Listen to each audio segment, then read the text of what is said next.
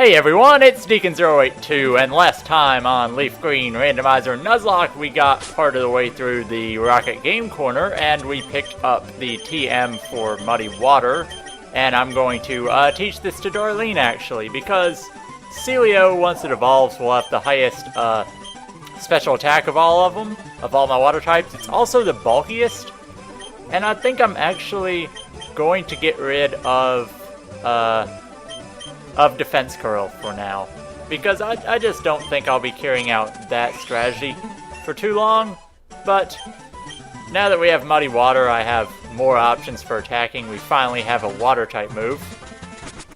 So, like I said, we got part of the way through the Rocket Game Corner hideout thing, and in this episode we're going to finish it up by going down the elevator to the bottom floor, where we have another item ball sitting over here. It's a calcium. That can come in handy later.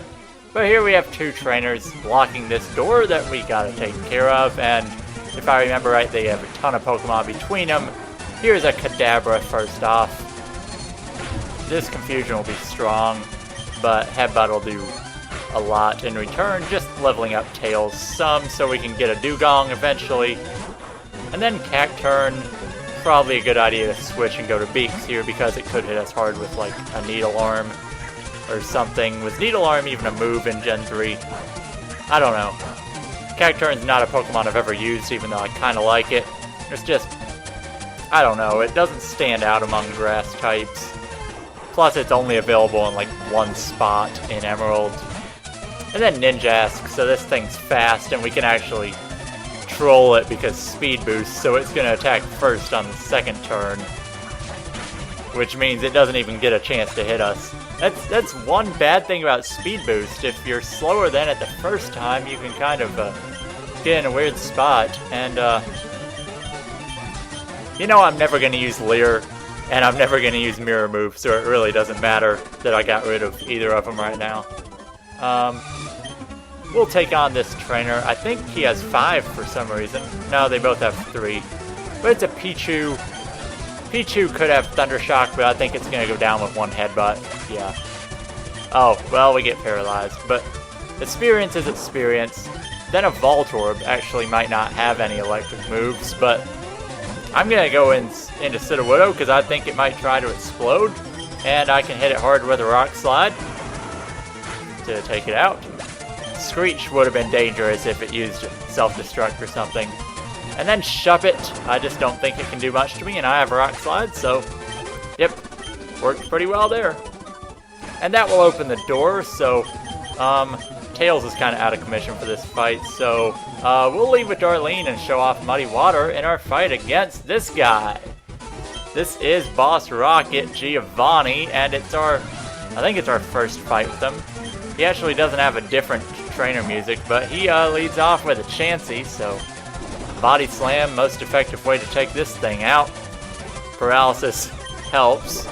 It doesn't really make that much of a difference in the end because we're going to take it out either way. And then Tentacool, so you know what, we'll use Muddy Water. It's just surf, but it looks like somebody shit in the water or something. Imagine that, like somebody just takes a massive dump in the ocean. Oh, these mental images. But if like, I know it doesn't work that way, but if like every single aquatic animal just took like a dump in the ocean at the same time, I am sorry guys. It might be better if they did that like in the bathroom or like on the toilet, but I guess for aquatic animals, that kind of is their toilet because they live there or whatever. But yeah, so while I was busy discussing excretions, we beat Giovanni, and we picked up the Sylph Scope, and this Sylph Scope allows us to see ghosts, which means we can go back to Lavender Town and deal with Pokemon Tower, which is where we're actually going to head next once I heal this poison, because poison's just getting annoying. And we could actually catch a Pokemon in Pokemon Tower, but I'm getting ahead of myself because I'm not actually going there yet. First, I'm going to head to the department store because, yeah, we can head Well, we can buy a lot of stuff on different floors. I think there's a TM right here. Yeah. Oh, it's just a tutor move, but it would be counter. We'll see what it actually is. Dragon Claw! And Tails can learn it, so that's pretty nice. We don't have any dragons, but this is a really nice move, and it could come in handy later. But we already have Ice on Tails, and I can teach this move anytime, so I'm going to actually hold up, and maybe later we'll get a move or a Pokemon that can make better use of it.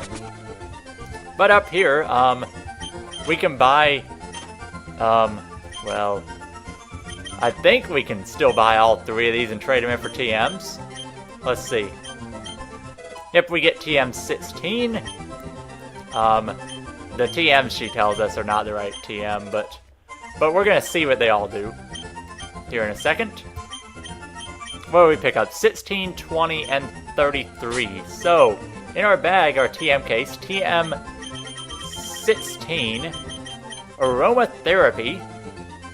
That heals all status problems in the party. That could be pretty useful, but I'll hold off. 20 is Sludge, 65 power poison move, it's physical. Bad attacking type though. And then 33 is Mist, prevents stat reductions, not very useful. But I picked up the extra fresh water, and actually in this game, you don't give a fresh water to the guards.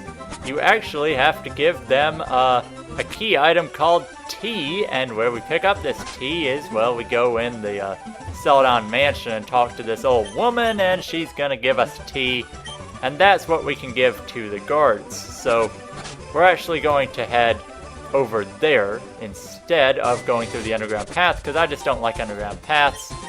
And we can give the tea to this guard. He lets us go to Saffron, and well, we're in Saffron City, but most of the stuff in here is actually blocked. But we can go here, and from this man we can get TM39, which is yet another TM, so we're just picking up all kinds of items in this episode. TM29 is Haze, eliminates stat changes. So it's the opposite of Mist, pretty much. Once again, not very useful. What can we actually do in Saffron right now? Well, we can go in the second gym, which is the Fighting Dojo. But, like I said, I'll hold that off. We can buy Hyper Potions and Revives and all kinds of stuff here. I'll buy a few more Great Balls, they'll tide us over. Just a couple Hyper Potions, even though we really won't be using them yet. And Matt's Repels to take up the rest, even though I don't know how much I'll actually be needing repels. But now we can sneak through the gate on the other side. I wouldn't really say it's a shortcut back to Lavender Town, as we probably already could have been there through the underground path, but here we are in Lavender Town, and have I healed? Yes, I have. So we're going to go into Pokemon Tower. And this place is, well, one of the creepiest places in the games, but as soon as we get in, we're greeted by Shitbag, so we got another nice battle. It's just Pokemon all over again, but he leads off with his Bayonet, and we can use Muddy Water now. Which, all those fish just taking a dump in the ocean. Man, it's so unsanitary. I'm just gonna have so much fun with Muddy Water, I just know it. And Blossom, maybe we can hit with all 5 Ice Balls. That would be awesome. Oh, Quick Attack did a lot from Flareon. 4 Ice Balls takes out Flareon, and the 5th one is going to be used on a Poochyena. It's going down. And yeah, the ice gets bigger. The 5th Ice Ball is gigantic, like Rollout gets bigger. And then Kingdra. Man, I should have taught Dragon Claw just for this situation, because Dragon is the only thing that's super effective on Kingdra. Which means we don't have anything super effective, so I just gotta go with Secret Power and hope it doesn't annoy us too much with Smokescreen. Yeah, I can resist Water Gun, which is why I went with Seaking. And now, can we finish it off? Not quite. Horn Attack. Alright, so there we go. Shitbag defeated. These battles seem pretty easy. We actually could have come into Pokemon Tower really early. Well, a lot earlier. So So the trainer Pokemon are going to be like 23, 25. So this really won't be that difficult. I think I'm going to level up Tails as much as I can through this.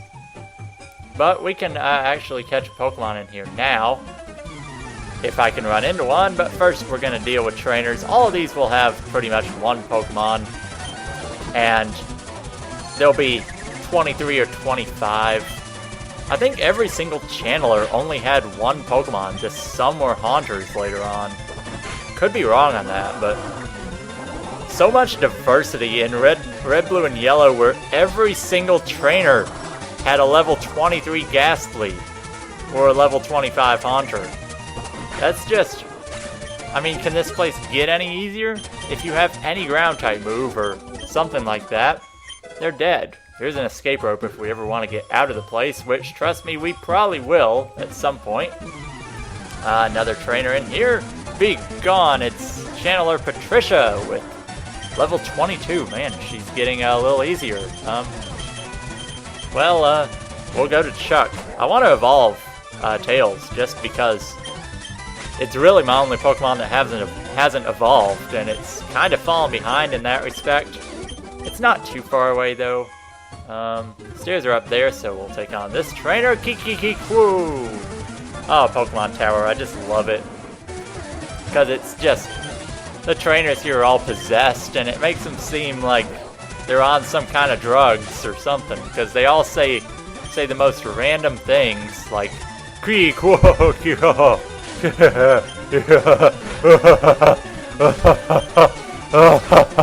Okay, sorry. I got a little carried away here as we're going to take out an Ursaring, but everything in here seems to be paralyzing us, even if they're not types that would normally try to paralyze us. I guess we'll go up another floor before we run into something that we can encounter. Items everywhere on this floor. Aw, I thought we might be able to get around all of them for some reason. But I guess not. Hey, a Kyogre! Man, this is great. I am going to go to Aerial, and hopefully we don't take too much damage, and hopefully Ancient Power doesn't get the boost again, because our speed is boosted in the rain. It doesn't really matter, because now our speed's back to normal and it's paralyzed, so we can take it out with Secret Power. And Paralysis is just amazing. Man, when I was playing Mystery Dungeon Gates to Infinity, because I had a Pikachu, I would just be like a support guy and paralyze everything with Thunder Wave, because the mechanic is different. Yeah, for Paralysis in Mystery Dungeon games, it lasts 2 turns and they can't attack at all, so you can just spam. And now we have a Lugia, and I think we can use Icy Wind on it, do some damage, but Lugia, man, is it specially defensive. So, it's not going to be fun taking this guy out. You know, we'll fly, just because Whirlwind's annoying. Safeguard prevents status conditions. Oh no, Gust actually does double damage on Pokemon who are in the middle of flight. So that could have been dangerous. And a Mantine, so flying types everywhere. We'll go to Beaks. And we might actually need to come out of here and heal. We're also, I don't know how long we are on the episode, but we might... Yeah, we'll definitely have to end this episode before we finish Pokemon Tower. Who do we have? Tails is still good for a while. Where are the encounters, though? I know for sure you can run into stuff in Pokemon Tower, obviously. Here is a Machoke. We can't really do anything that great to it, but I just want to evolve Seal right now. That's all I'm going for, which means I'm probably going to get too risky and end up getting it killed right before it gets to level 34. But man, I really hope that doesn't happen. Rest is actually fantastic. I would get rid of Cut, but obviously I can't. So,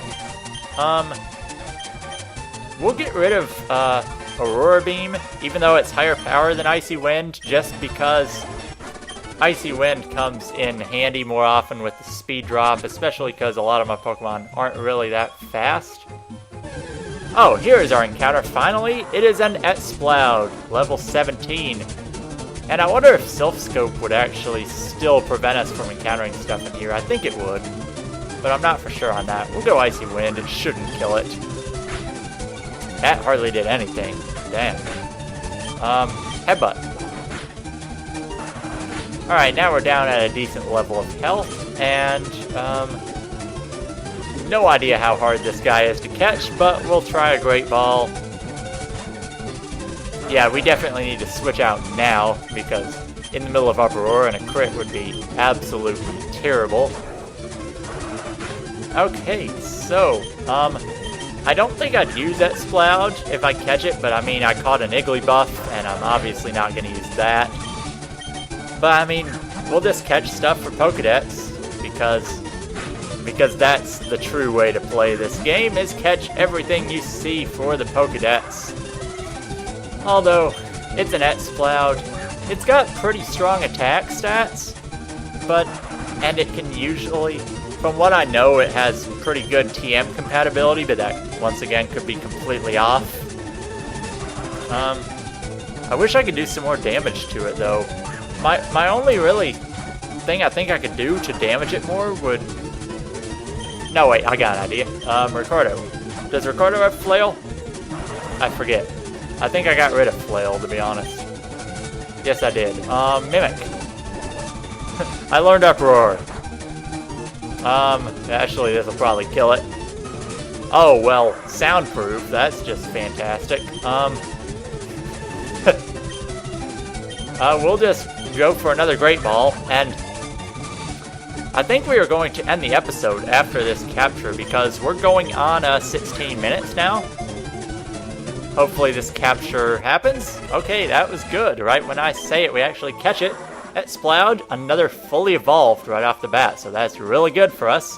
It emits a variety of sounds from the holes all over its body. How many holes does it have in its body? I don't know, but something that has a lot of holes, well, we're gonna name it Muti, because Muti has like at least 9 holes, I think. And anybody who gets that, well, good job. Yeah, we're going to make our way to the bottom of Pokemon Tower so I can go heal in between episodes. So, obviously now we're running into all kind of stuff we weren't before. That's just almost unfair. So, or maybe I should just use a Repel to get out of this, but then again, we're almost to the end, so... Alright, no encounters on this floor, so next time on Pokemon LeafGreen Randomizer Nuzlocke, we will be finishing up the Pokemon Tower and reaching the top, and from there, if we get finished, we'll probably be headed, well, there's many different directions we can head after that, but let's focus on finishing Pokemon Tower first, because you never know how long it's going to take. So, this has been Deacon082 with Pokemon LeafGreen Randomizer Nuzlocke. See you guys next time, and take care.